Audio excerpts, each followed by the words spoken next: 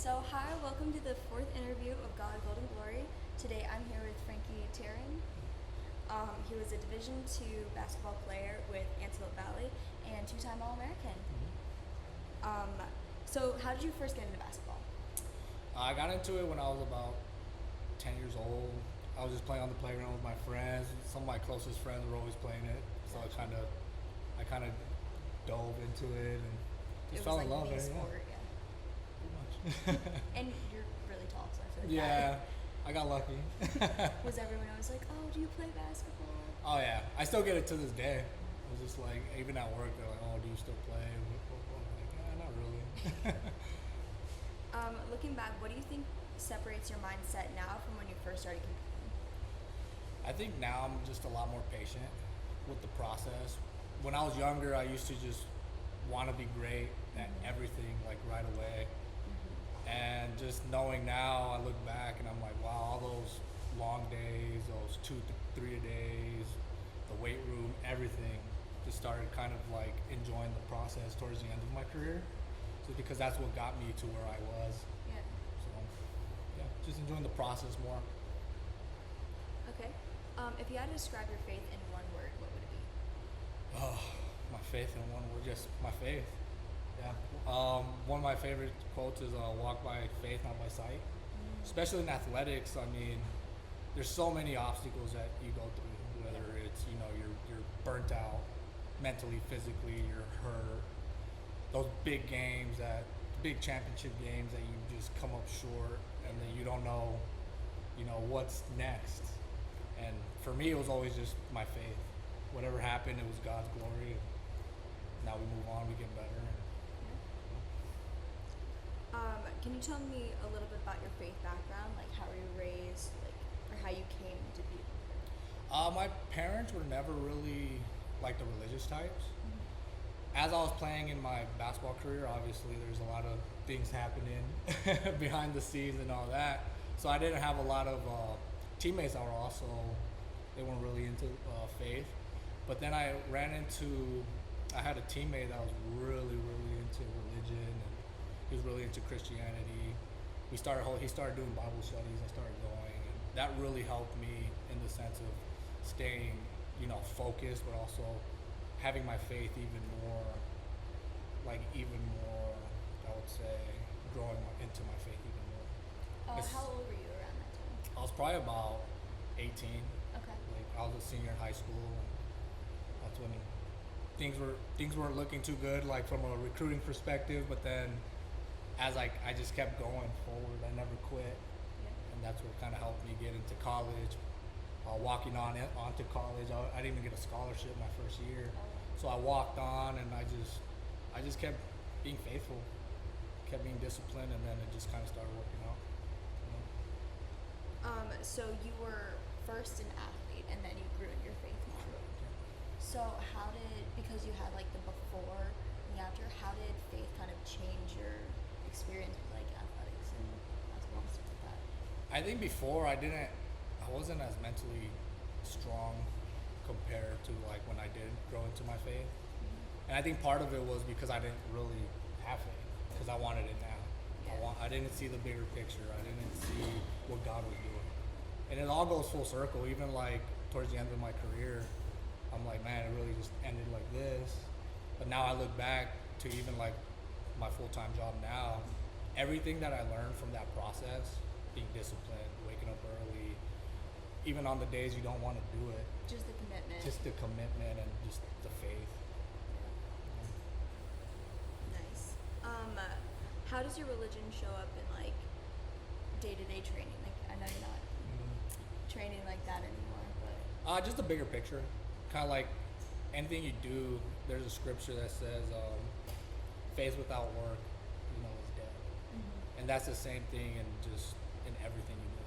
You're not going to just wake up and be a great jiu-jitsu practitioner or a great, even if you have a job, you're not going to be great at it if you don't work on the little things. So for me, that's one thing for sure. yeah, I love that. I feel like there's so many people who are like, well, if I just say the word God, then Right. everything will work out. Correct, yeah. And like, even for you, like you're going into college, like you don't just, it just doesn't happen. Yeah. You have to work. So, Like I couldn't do it without faith. Right. But I can't do it on faith alone. Like I do need to actually put in the effort. and that goes to like the Bible study, surrounding yourself with good people, and Yes. all that helps. Are there routines, prayers, or rituals you would do before like games and stuff like that? Yeah, I would pray for sure before games. I'll pray after the games. So pretty much prayer is a lot of Bible, reading the Bible a lot for sure. That's always my go-to. Do you have a specific prayer? Not really. I'll just kind of just pray to God and just hope. Like hope let your everything- mind kind of just. Yeah, just talk. Yeah. No, I feel like that's always the best time. When preparing for competitions or the bigger games, what role did faith play in your mindset? It definitely helped me calm my anxiety and my nerves, and just let me just play free in my mind. A lot of the times I know when you've had big competitions, you're probably like in your mind and you just can't let go. And that was kind of like my mindset, is just kind of praying about it. Whatever's gonna happen happens. I've worked to be prepared, and now it's just me going out there, and then whatever happens, it's God's glory. In such a tough sport, how do your beliefs help with pressure and nerves or setbacks? Just staying aligned to my morals, to my values. Obviously, you're always traveling, you're always hanging around with different types of people. People, especially in basketball, you have so many people on the team. Everybody's different. Everybody has different values. So, yeah, just staying aligned with my values, my goals, Yeah. and God's values. So, Yeah, because everyone else I've interviewed, it's been jiu-jitsu, like, or MMA, so it's like the individual, but it's like more because you have like a team sport, so it's like different in that sense. It's a lot of traveling, just knowing your values, knowing what you believe in. I mean, I think that's very important. Going back to the scriptures, that helps me out a lot to stay aligned with, my goals and my values. Has there been a moment where faith carried you through like injuries, doubts, or losses like that? Oh yeah, definitely through after my career ended. I like hurt my foot really bad, so then I couldn't go overseas to continue to play professionally. That definitely was like a roadblock. So that was like after your senior year? Yeah, it was probably like summer when I was supposed to go overseas, where it just happened, and I couldn't do much because of my foot. So I definitely was very depressed for a very long time, and eventually from there I ended up going into coaching. Like I coached at Christian school out in San Diego, and it was like really amazing just to be able to be a part of the game still, but teaching it. Mm-hmm. So it was almost like it was just meant to happen, just in a different way. And yours, like the teams you played on, they were secular, right? Mm-hmm. So it's like, how did that kind of change too with your coaching, but like the Christian versus secular kind of? It was definitely different, just because you're just getting kids from all over. If I would have went to like a Christian school, obviously a lot of my teammates would have been a lot more like, we would have had a lot more in common in the sense of like our values.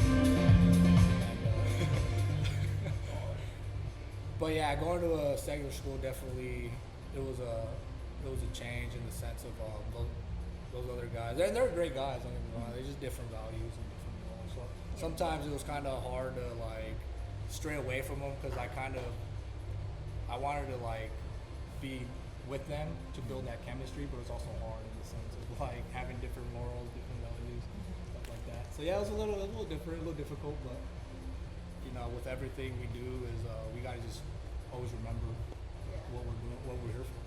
For sure. When you win, how do you connect faith to that victory? I just give it all to God. I give all the glory to God.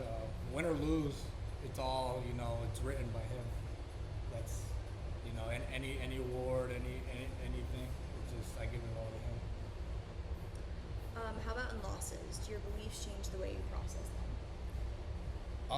Yeah, my belief definitely gives me a different perspective, in the sense of maybe it's not meant to be for a reason.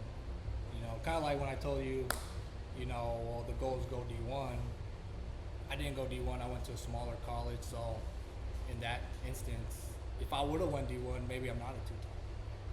Maybe I'm not the best three-point shooter at the Division I level because it's harder. It's a different, maybe it's a different program, but everything. Did you get more playing time and stuff? Got more playing time, and yeah, I mean, who knows what would have happened if I went D1? You know, Were you there for 4 or 5 years? I was there for 2, so I was at Chandler Gilbert Community College first 2 years, and then I went to Is there a story or moment we haven't really talked about that best shows how religion and athletics intersect for you? Can you repeat? Is there a story or moment we haven't really talked about that best shows how religion and athletics intersect for you? I would say when I was trying to find a college to go play for, I would say, you know, I always kept faith in knowing that I was going to get an opportunity.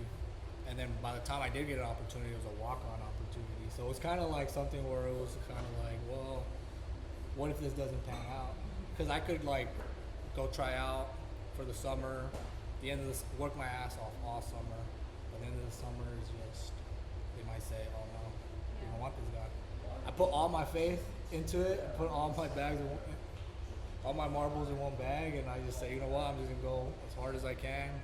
Have faith in God. Have faith in, you know, myself.